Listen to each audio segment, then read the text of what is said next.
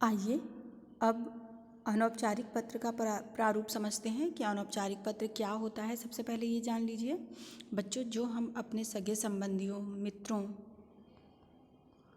और जान पहचान वाले लोगों को जो पत्र हम लिखते हैं उसे कहते हैं अनौपचारिक पत्र। बच्चों यहाँ पर आपको ध्यान देना है कि अनौपचारिक पत्र में विषय नहीं डला होता, विषय नहीं लिखते।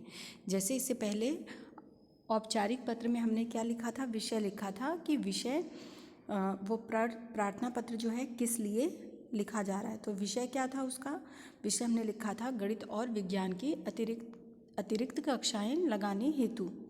लेकिन अनौपचारिक पत्र में इस प्रकार का कोई विषय नहीं होता। तो चलिए इसका प्रारूप देख लेते हैं। सबसे पहले आता है एड्रेस, और ये एड्रेस किसका होना चाहिए, प्रेषक का। प्रेषक यानी जो भेज रहा है। उसके बाद आता है दिनांक, यानी जिस डेट में ये लिखा गया है। उसके बाद आता है संबोधन, जैसे प्रिय बहन, प्रिय मित्र, आदरणीय पिताजी, आदरणीय चाचा जी। और इसके बाद से आता है अभिवादन। छोटी बहन को लिखा जा रहा है बच्चों, इसलिए लिखा है शोभाशीष। यदि मित्र को लिखा जाता तो सप्रेम नमः, सप्रेम नमः। ओके।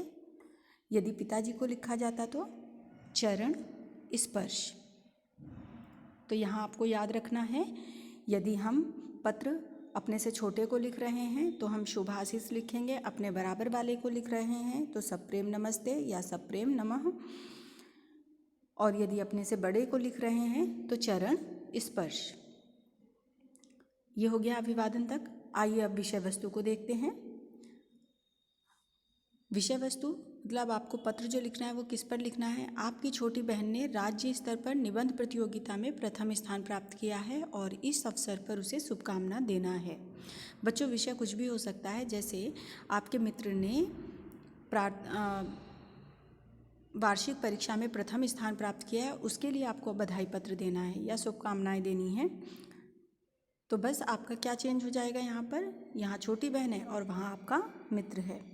तो विषय वस्तु ध्यान दीजिए। आज सुबह अखबार में यह खबर पढ़कर अत्यंत प्रसन्नता हुई कि तुम राज्य स्तर पर निबंध प्रतियोगिता में प्रथम आई हो। यह हम सभी के लिए गर्व की बात है। यह खबर सुनकर माताजी और पिताजी कितने खुश हुए होंगे। मुझे विश्वास है कि तुम आगे भी अपनी सफलता इसी प्रकार बरकरार रखोगी। मतलब आगे भी ये इस तरह की जो प्रतियोगिताएं हैं उसमें आप पार्टिसिपेट करती रहोगी और सफलता हासिल करती रहोगी। इस प्रतियोगिता की भांति अपनी परीक्षाओं की भी तैयारी तुम मेहनत से करो एवं प्रथम स्थान प्राप्त करो। मेरी शुभकामना सदैव तुम्हारे साथ है। ये पहला पैराग्राफ हुआ। जिस तरह औपचारिक पत्र में 2 पैराग्राफ होते हैं, उसी तरह अनौपचारिक पत्र में भी 2 पैराग्राफ होते हैं बच्चों। पहला पैराग्राफ में पूरी विषय वस्तु आती है और दूसरे में समापन आता है।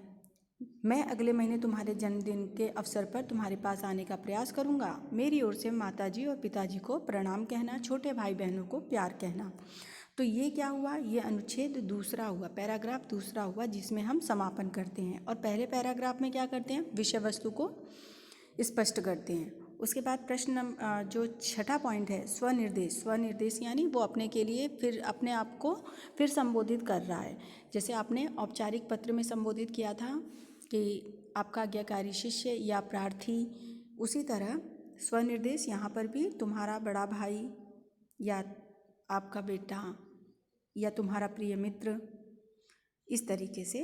और लास्ट में आता है नाम और हस्ताक्षर। बच्चों इसमें आपकी कक्षा, रोल नंबर, ये सब डालने की ज़रूरत नहीं है।